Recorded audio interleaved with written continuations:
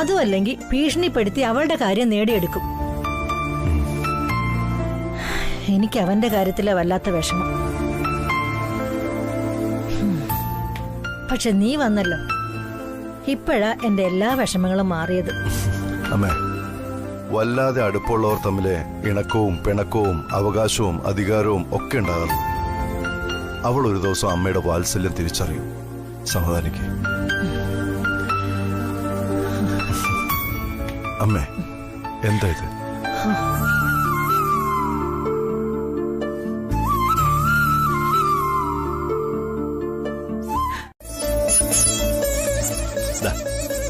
ഇത് അമ്മയ്ക്കാ, ഞങ്ങള് കൊണ്ടുവന്നതാ. ആഹാ, എന്താ ഇത്?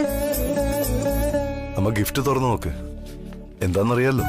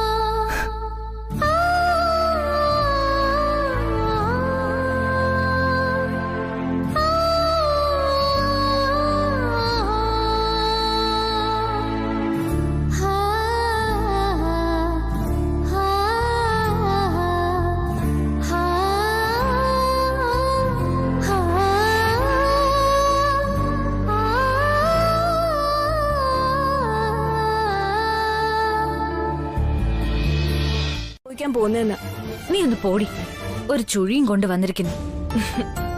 മനുഷ്യനിവിടെ തലയ്ക്ക് ഭ്രാന്ത് പിടിച്ചിരിക്കുമ്പോഴാ. ആ ഭ്രാന്തൊക്കെ മാറും. നീ ജസ്റ്റ് ഒന്ന് ചെക്ക് ചെയ്ത് നോക്ക്, നഷ്ടമൊന്നുമില്ലല്ലോ. പഴമക്കാര് പറയുന്നതിലും ചില സത്യം ഉണ്ടെന്നാ പറച്ചില്.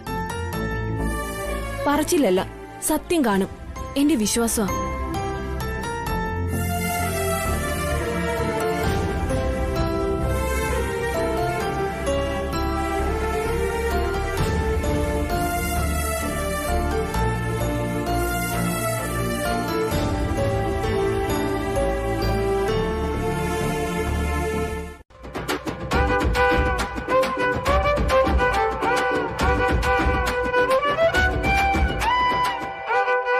It requires a huge investment.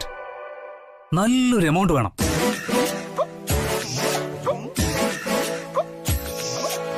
ചേട്ടായി ഇപ്പോഴേ പണം കരുതി വെച്ചാ നന്നായിരിക്കും.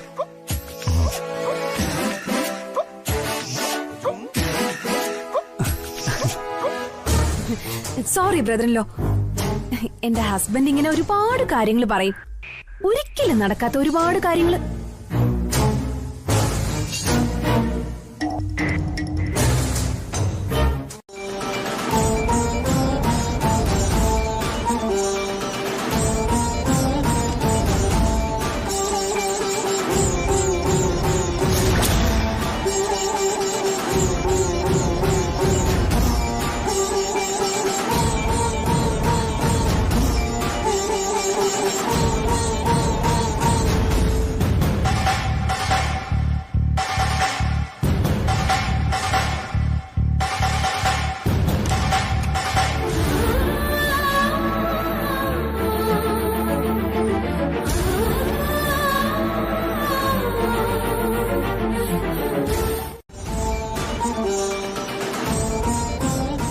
നിന്റെ ഈ സ്വഭാവം ഒരിക്കലും നല്ലതിനല്ല, ഒരിക്കലും.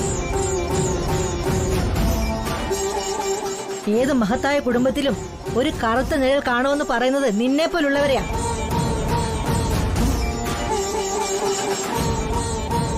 കഷ്ടം തന്നെ.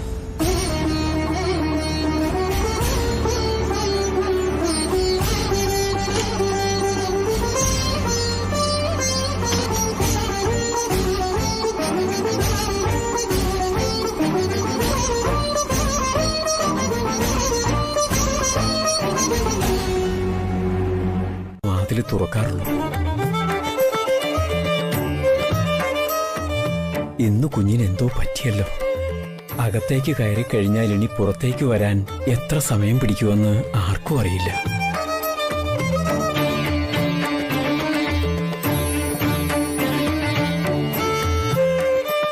നീലകണ്ഠേശ്വര, എല്ലാം നല്ലതിനായിരിക്കണേ.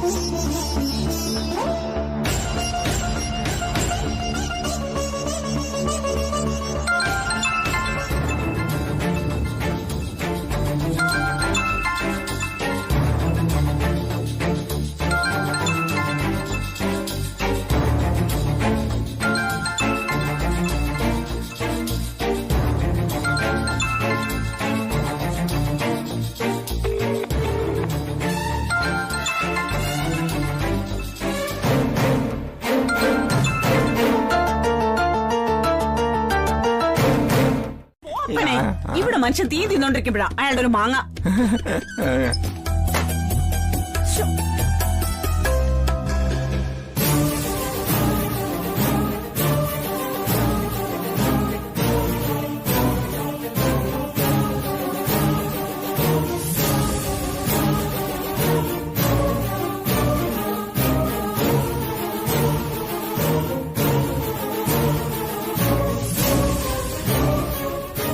ശ്രീലക്ഷ്മി ആരാണെന്ന് കണ്ടുപിടിക്കണമല്ലോ.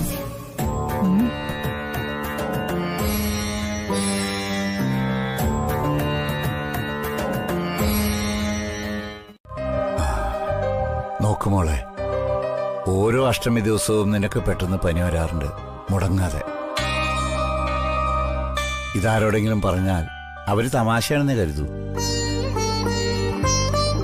പക്ഷേ ഞാനും നിന്റെ അമ്മയും എത്രമാത്രം വിഷമിച്ചിട്ടുണ്ടെന്നറിയാമോ? അഷ്ടമി ദിവസം നിനക്ക് പനി വരുമ്പോ ദേഹം മുഴുവൻ പൊള്ളുന്ന ചൂടായിരിക്കും. ആ ഈശ്വരിയമ്മ പറഞ്ഞത് അങ്ങനെ വരുമ്പോ നിന്റെ നെറ്റിയിൽ ദേവിയുടെ കുങ്കുമം അണിയിച്ചാ മതിയെന്ന്. അന്ന് മുതൽ ഞങ്ങൾ മുടങ്ങാതെ അങ്ങനെ ചെയ്യണത്. ഇന്നും അങ്ങനെ ചെയ്താൽ മതി. രണ്ടുപേരും ഇരിക്കും. ആ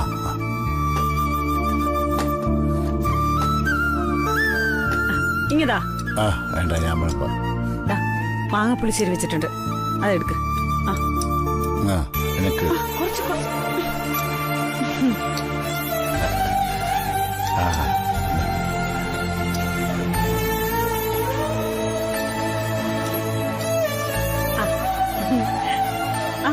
പപ്പടം എന്നാ.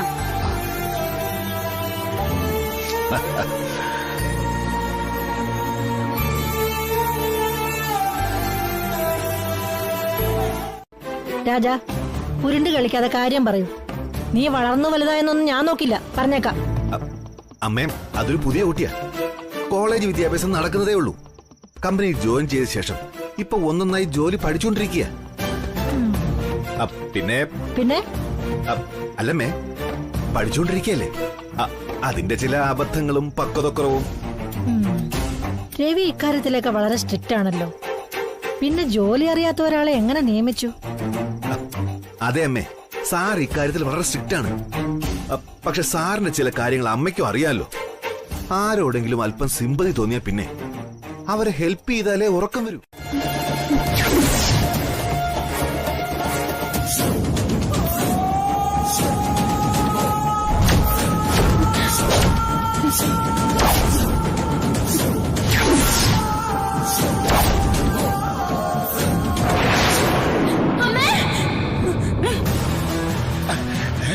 എന്താ?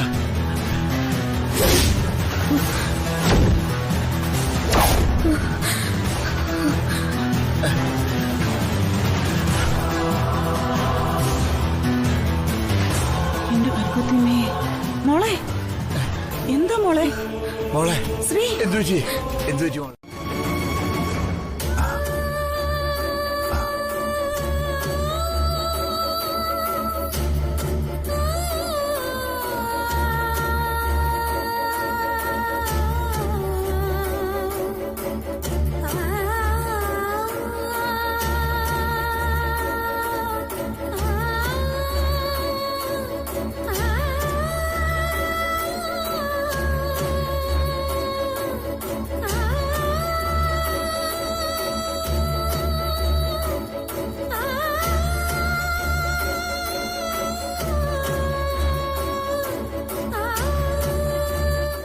അല്ലെങ്കിൽ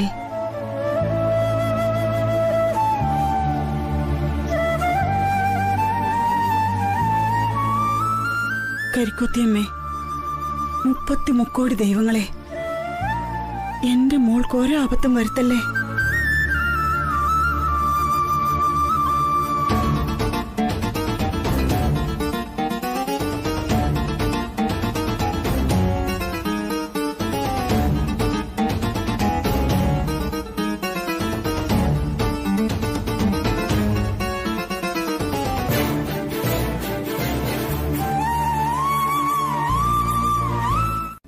ഓഹോ, അപ്പൊ ആ ലിസ്റ്റിൽ ഞാനും ഉണ്ടല്ലേ? കഷ്ടം. എന്റെ സാറേ, ഞാനാണിത് ചൂണ്ടിക്കൊടുത്തതെങ്കിൽ ഇപ്പൊ നിന്നോട് ഇതൊന്ന് പറയൂ. അത് നിന്റെ വാദം. ഏതായാലും പ്രതി ആരാണെന്ന് ഞാൻ വഴിയെ കണ്ടുപിടിച്ചോളാം. കൊള്ളാം സാറേ, കൊള്ളാം. രാവിലെ 5 മണിക്ക് എഴുന്നേറ്റ് വന്ന് നിനക്ക് വ്യായാമത്തിന് കമ്പനി തന്ന എന്നെ തന്നെ സംശയിക്കണം. നീ നിന്റെ റൂമിൽ ഒറ്റയ്ക്കല്ലേ? നിനക്ക് പെണ്ണും പിടക്കോഴിയൊന്നും ഇല്ലല്ലോ. പിന്നെന്താ കമ്പനി തന്നൊരു നഷ്ടം? ഓ, ഒരു നഷ്ടവും ഇല്ല. ഇത് കേട്ടാ തോന്നും ഇദ്ദേഹത്തിന് ഇതൊക്കെ ആവശ്യത്തിനുണ്ടെന്ന്. അതെ, ഞാൻ നിർത്തി ഈ അഭ്യാസം. ഞാൻ പോയിടാനോ? എനിക്കതിന്റെ ഒരാവശ്യവും ഇല്ല. രവി നോക്ക്, ശ്രീലക്ഷ്മിയുടെ കാര്യത്തില് എന്തെങ്കിലും ഉടനെ ചെയ്തേ പറ്റൂ. അല്ലെങ്കിൽ ഓഫീസിൽ എത്രയോ എംപ്ലോയീസ് ഉള്ളതാ. എന്നിട്ടും അമ്മ ശ്രീലക്ഷ്മിയെ പറ്റി മാത്രം ചോദിച്ചത് എന്താണെന്നാ എനിക്ക് മനസ്സിലാവാത്തത്. ഇന്നിപ്പോ അമ്മയെ ചോദിച്ചോളൂ. ഇങ്ങനെ പോയാൽ ഇനി എല്ലാരും ചോദിക്കാൻ തുടങ്ങുമെന്നാ എന്റെ തോന്നൽ. ആൾക്കാർ എന്തെങ്കിലും വിഷയം കിട്ടാൻ കാത്തിരിക്കുക, പ്രത്യേകിച്ച് നിന്റെ അനിയന്റെ ഭാര്യ രേഖയ്ക്ക്. അതുകൊണ്ട് എത്രയും പെട്ടെന്ന് ശ്രീലക്ഷ്മിയുടെ കാര്യത്തിൽ നീ ഒരു തീരുമാനം എടുക്കണം. എടുത്തേ പറ്റൂ. അവിടെ രാവിലെ 5 മണി മുതൽ ക്യൂവാ. ഈ പെണ്ണുങ്ങളെല്ലാം കൂടി കോരി കോരി കിണറ്റിലെ വെള്ളം തന്നെ വറ്റുമെന്നാ ഇപ്പൊ എന്റെ സംശയം. അതിന്റെ ഇടയിൽ ആ ജയന്തി തൊട്ടിയുടെ കയറും പൊട്ടിച്ച് പിന്നെ അത് കെട്ടലും അതിന്റെ പേരിലുള്ള വഴക്കും. എന്റെ ദൈവമേ, രാവിലെ ഒരു സ്വസ്ഥതയില്ല, ഒരു സ്വസ്ഥതയും. ഒന്ന് പതുക്കെ ആക്കടി നിന്റെ ഈ പ്രാക്കും പറച്ചിലും. അറിയാലോ, ഇന്നലെ രാത്രി മോൾ ഉറങ്ങിയിട്ടില്ല. ഇന്നാണെങ്കിൽ ഞായറാഴ്ച. ഇന്നെങ്കിലും കുറച്ചു നേരം സ്വസ്ഥമായിട്ട് ഉറങ്ങിക്കോട്ടെ അവള്. ഏതായാലും ഇപ്പഴീ കേട്ട സ്ഥിതിക്ക് ഞാൻ ഏതായാലും ഇനി വെള്ളം എടുക്കാൻ പോകുന്നില്ല. നിങ്ങളൊക്കെ ഇനി കുളിക്കുന്ന നനക്കുന്ന എനിക്കൊന്ന് കാണണം. കാണാനൊന്നുമില്ല. എനിക്ക് കുളിക്കാനുള്ള വെള്ളം ഞാൻ എടുത്തോണ്ട് വരും. അതിനൊക്കെയുള്ള ആരോഗ്യം എനിക്ക് ഇപ്പോഴും ഉണ്ട്. എന്നാ പിന്നെ അതൊക്കെ ഇനി നടക്കും. ഞാനും ഒന്ന് കാണട്ടെ നിങ്ങൾ വെള്ളം ചുമക്കുന്നത്. പോടി.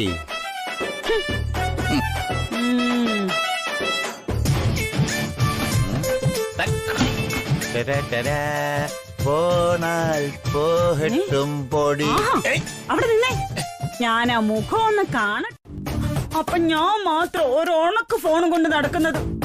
അവിടെ എങ്ങാനും വെച്ചൊരു ഫോണ് വന്ന നാണക്കേട് കാരണം ഞാൻ സാരിക്കൊള്ളി മറിച്ചു വെച്ച ഫോണിൽ സംസാരിക്കുന്നത്.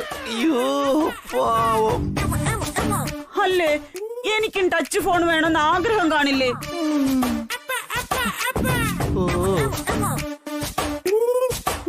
ഇനി അതിന്റെ ഒരു കുറവ് മാത്രമേ ഉണ്ടായിരുന്നുള്ളൂ. സരോജം, ഫോണില്ലെങ്കിൽ തന്നെ നീ എല്ലായിടത്തും പോയി ടച്ച് ചെയ്യാറും കുഴപ്പമുണ്ടാക്കാറുണ്ടല്ലോ. ഇനി എന്തിനാ നിനക്കൊരു ടച്ച് ഫോൺ? നിങ്ങൾക്കിപ്പൊ എന്റെ ഫോൺ ചാർജ് ചെയ്യാൻ പറ്റോ ഇല്ലേ? ആദ്യം അത് പറഞ്ഞാ മതി. ഇപ്പൊ പറ്റില്ല. യൂഷ്വലാക്കണ്ട. എനിക്ക് തന്നോടൊന്ന് സംസാരിക്കാനുണ്ട്. ഇന്ന് തന്നെ ഞാൻ ലൊക്കേഷൻ എവിടെയാണെന്ന് മെസ്സേജ് ചെയ്യാം. അവിടെ വന്നാൽ മതി. എന്താ, വരാൻ പറ്റില്ലേ? പറ്റും സർ, ഞാൻ വന്നോളാം. സർ ലൊക്കേഷൻ സെൻഡ് ചെയ്തെന്നാ മതി. Okay, done.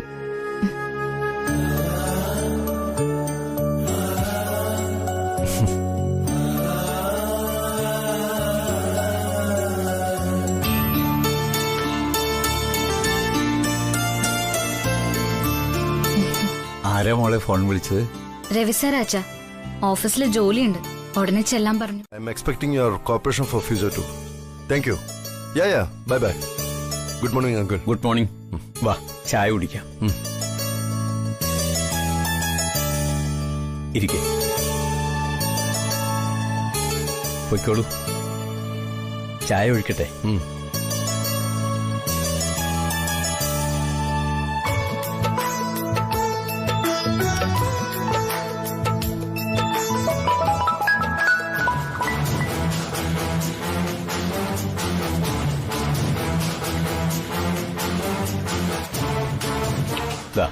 മോൻ ചായ കുടിക്കേ. പിടിച്ചപ്പോ രവിവർമ്മൻ സാർ തിരികെ വിളിക്കുന്നുണ്ടല്ലോ. ഹലോ സാറേ, നമസ്കാരമുണ്ട്. ഞാൻ സരോജ ആണ്. ഹലോ, സോറി, ഞാൻ ഫോൺ എടുക്കുമ്പോ കട്ടായി പോയി. കട്ടായതല്ല സാറേ, ഞാൻ മിസ് കോൾ അടിച്ചതാ. ഫോൺ വിളിച്ച് കാശെല്ലാം തീർക്കുന്നു ശ്രീയുടെ അച്ഛൻ എപ്പോഴും പരാതിയാ. അപ്പൊ ഞാൻ വിചാരിച്ചു. മനസ്സിലായി, കാര്യം പറഞ്ഞോളൂ. എന്തൊക്കെയുണ്ട് വിശേഷങ്ങൾ? വിശേഷം എന്ന് പറഞ്ഞാ ഞാൻ വിളിച്ച കാര്യം സാറിന് അറിയാലോ. പ്രത്യേകിച്ച് പറയേണ്ട കാര്യമുണ്ടോ ഇനി? ഏയ് വേണ്ട, എനിക്ക് ഓർമ്മയുണ്ട്. ഞാൻ വേണ്ടത് ചെയ്യാൻ നോക്കാം.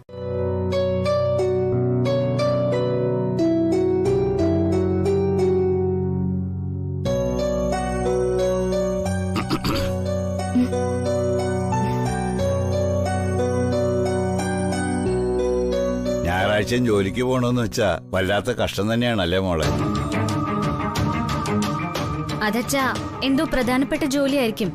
അതാ സാർ ചെല്ലാൻ പറഞ്ഞത്. പറഞ്ഞ സ്ഥിതിക്ക് ചെന്നേ പറ്റൂ. നിങ്ങൾ എന്തിനാ അതും ഇതൊക്കെ ചോദിക്കാൻ പറയുകയും ചെയ്യുന്നത്?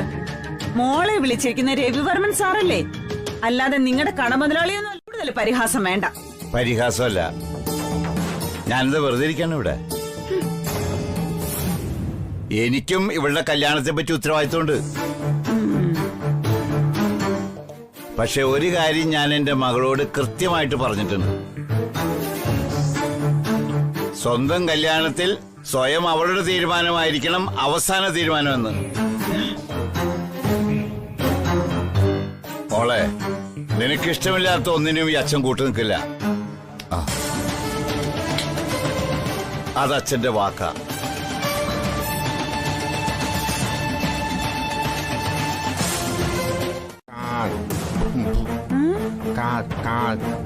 അവിടെ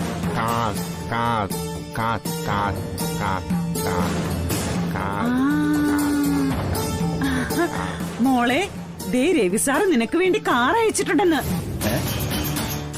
ചെല്ല്, പെട്ടെന്ന് ചെല്ലാൻ നോക്ക്. നീ എന്താടി പറയണത്? മോള് ഓഫീസിൽ നിന്ന് കാറിൽ വന്നപ്പോ ഇന്നാള് നീയല്ലേ വഴക്ക് പറഞ്ഞത്? ഇപ്പൊ കാറിൽ പോവാൻ നീ തന്നെ പ്രോത്സാഹിപ്പിക്കുന്നത് എന്തിനാ? അതെ, ഇത് കുറെ നേരായി. നിങ്ങളുടെ രണ്ടാളുടെയും വഴക്ക് അവസാനിപ്പിച്ച് എനിക്ക് പോവാൻ പറ്റില്ല. അതുകൊണ്ട് രണ്ടാൾക്കും അതും ഇതും പറഞ്ഞ് തർക്കം തുടരാം. ഞാൻ പക്ഷെ പോവാം. Good morning madam. മാഡത്തിന് കൂട്ടിക്കൊണ്ട് ചെല്ലാൻ രവിവർമ്മൻ സാർ പറഞ്ഞു വിട്ടതാ. കേറിക്കൊള്ളു മാഡം. നമ്മൾ ഒരിക്കലും ഒരാളുടെ ഔദാര്യം ദുരുപയോഗം ചെയ്യാൻ പാടില്ലെന്നാ അച്ഛൻ പറയാറുള്ളത്. അതുകൊണ്ട് ഇന്ന് ഈ കാറിലുള്ള സവാരി വേണ്ട.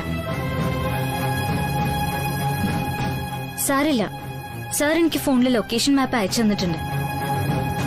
അതിവിടെ അടുത്താ. ഞാൻ നടന്നു പോയിക്കോളാം. നിങ്ങൾ തിരിച്ചു പോയിക്കോളൂ. Thank you for waiting. അല്ല മാഡം, അത് പിന്നെ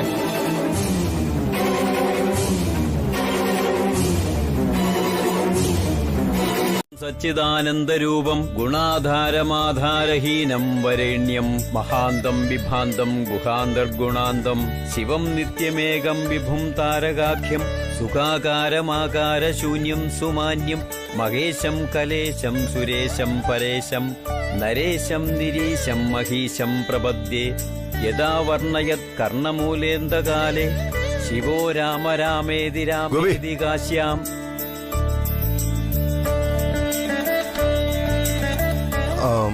സാർ, ഡ്രൈവറോടൊന്ന് റെഡി ആവാൻ പറയും. ശരി സാർ. ആഹാ, ഇന്ന് ഞായറാഴ്ചയല്ലേ, എന്നിട്ട് നീ എവിടേക്കായി പോവാൻ റെഡിയായി ഇറങ്ങുന്നത്? രവി, നിർത്ത്. ഈ ശ്രീലക്ഷ്മി ആരാണ്?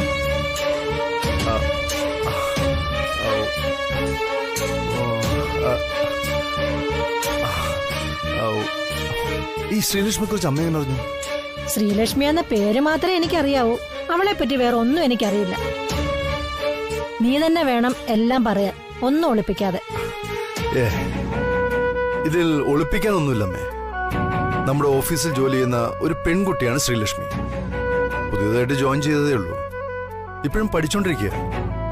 സത്യം പറഞ്ഞ അവളിൽ നിന്നും ഞാനും പലതും പഠിച്ചോണ്ടിരിക്കുകയാണെന്ന് പറയാനും ആകാശത്തിലൊന്നുമില്ല, നമ്മുടെ കൈക്കുമ്പിളിൽ തന്നെ ഉണ്ടതാണ്.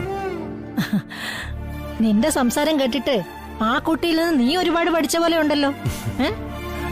ഒരു തരത്തിൽ അത് സത്യമാണെന്ന് ഞാൻ പറയും. ഒരു ചിന്തയുമില്ലാതെ ഭയവുമില്ലാതെ ശ്വസിക്കാൻ അവൾ എന്നെ പഠിപ്പിച്ചു എന്ന് പറയാം. അവൾ കമ്പനിയിൽ പുതിയ ആളാണെങ്കിലും വ്യത്യസ്തമായി ചിന്തിക്കാനുള്ള കഴിവ് അവൾക്കുണ്ടെന്ന് ഓൾറെഡി തെളിയിച്ചു കഴിഞ്ഞതാണ്. ഇൻഫാക്ട് ഞാനിപ്പോ അവളെ കാണാനാ പോകുന്ന അമ്മേ. ആഹാ, എന്നിട്ടത് നീ ഇപ്പോഴാണോ പറയുന്നത്? അല്ല, ഈ ഓഫീസില്ലാത്ത അവധി ദിവസം നീ അവളെ കണ്ടിട്ട്? കൃത്യതയോടെ ചെയ്തിട്ടുണ്ടെന്നാണ് എന്റെ വിശ്വാസം. ഇതും അതുപോലെ കൈകാര്യം ചെയ്യണമെന്ന് ഞാൻ ആഗ്രഹിക്കുന്നു. ഞാൻ പോയിട്ട് അമ്മേ. അവള് കാത്തു നിൽക്കുന്നുണ്ടാവും ഇപ്പൊ തന്നെ. ശരി, ഒരുപാട് ലേറ്റാക്കാൻ പറ്റില്ല. ഓക്കെ.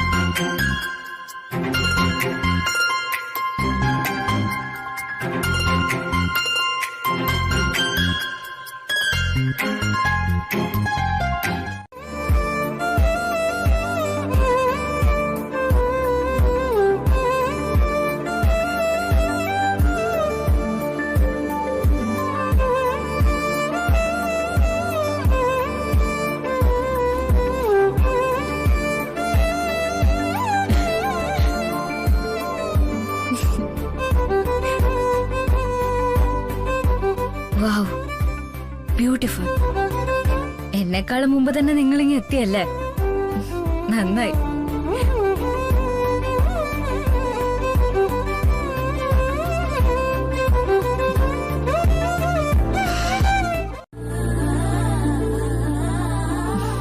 നോക്ക്, എത്ര മനോഹരായിരിക്കുന്നു ഈ സ്ഥലം അല്ലെ? രവി സാറിന്റെ ക്യാരക്ടറും അങ്ങനെ തന്നെയാ, ആരെയും പെട്ടെന്ന് ആകർഷിക്കും. സാർ ഇവിടെ ഈ അറേഞ്ച്മെന്റ്സ് ഒക്കെ ചെയ്തിരിക്കുന്നത് എന്നെ മീറ്റ് ചെയ്യാൻ വേണ്ടിട്ടാ. നിന്നെ ഇവിടെ അലങ്കാരത്തിന് വെച്ചതും എനിക്ക് നൽകാൻ വേണ്ടിട്ടാ. എന്താ അങ്ങനെയല്ലേ? മിണ്ടാതിരിക്കും. ഞാൻ രവിവർമ്മൻ സാറിനോട് സംസാരിച്ചിരിക്കുമ്പോ നീ എന്നെ ഡിസ്റ്റർബ് ചെയ്യരുത് കേട്ടോ.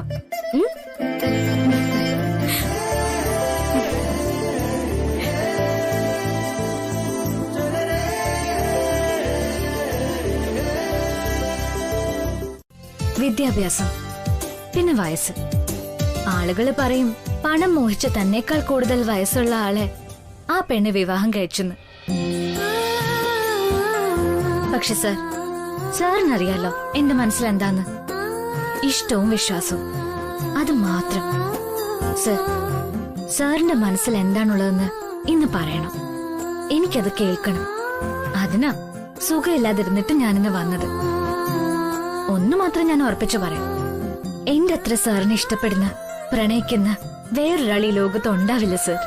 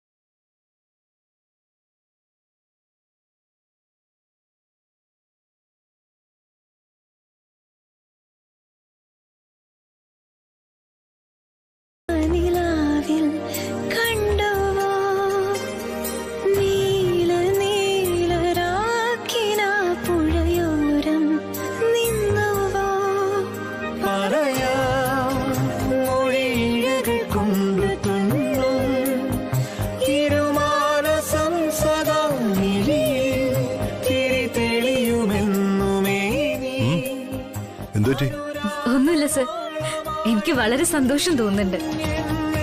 I am really happy. That sounds good. Thank you sir.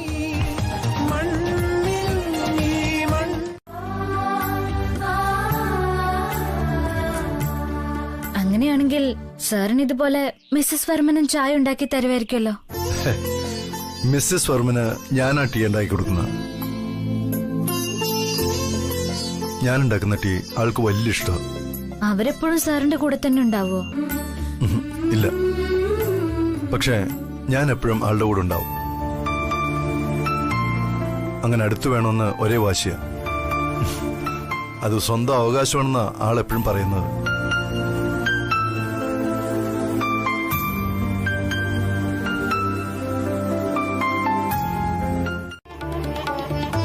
ഇനി സാറിന് പറയാം ഞാൻ എന്താ ചെയ്യേണ്ടതെന്ന്. ചെയ്യേണ്ടത് ഒരേ ഒരു കാര്യമാണ്, താൻ വിവാഹം കഴിക്കണം. സർ, വിവാഹോ? അതെ, ഞാൻ നേരത്തെ പറഞ്ഞല്ലോ, നമ്മുടെ അച്ഛനമ്മമാരുടെ അനുഗ്രഹത്തോട് മാത്രമേ നമുക്ക് ഉയർച്ച ഉണ്ടാവുള്ളൂ. അവരുടെ വാക്കുകൾ അനുസരിക്കുന്നത് വളരെ പ്രധാനമാണ് ശ്രീലക്ഷ്മി. അവര് നമ്മുടെ നല്ലതിനു വേണ്ടി മാത്രമേ എന്തെങ്കിലും പറയൂ. നല്ലതിനു വേണ്ടി മാത്രം. എന്നുവെച്ചാ സർ പറഞ്ഞു വരുന്നത് പ്രണയം, ഒരേ അഭിരുചികൾ, പരസ്പര വിശ്വാസം, ഇതെല്ലാം ഉണ്ടെങ്കിൽ മാത്രമേ ഒരാൾ വിവാഹത്തിന് സമ്മതിക്കാൻ പാടുള്ളൂ. പക്ഷെ ഇത് സാർ എത്ര നിസ്സാരമായിട്ടാ ഇതൊക്കെ പറയുന്നത്. വീട്ടുകാർ കണ്ടെത്തിയ വിവാഹത്തിന് സമ്മതിക്കണമെന്ന്. ആ ആളിനോട് എനിക്ക് അടുപ്പം തോന്നണ്ടേ സർ?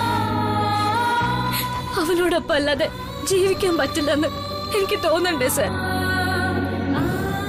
തോന്നണ്ടേ സർ? സാറ് തന്നെ പറയേ.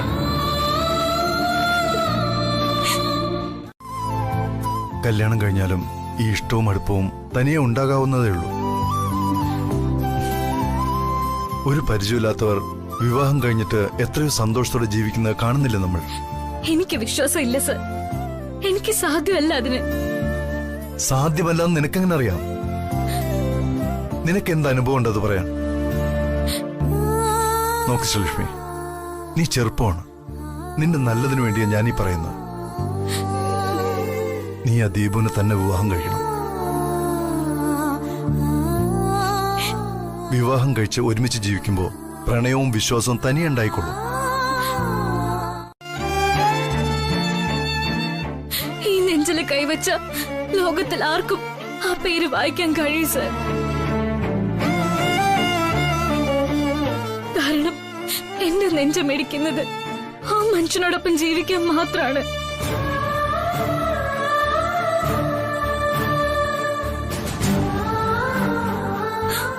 അത് നിങ്ങളൊരാളാണ് സർ.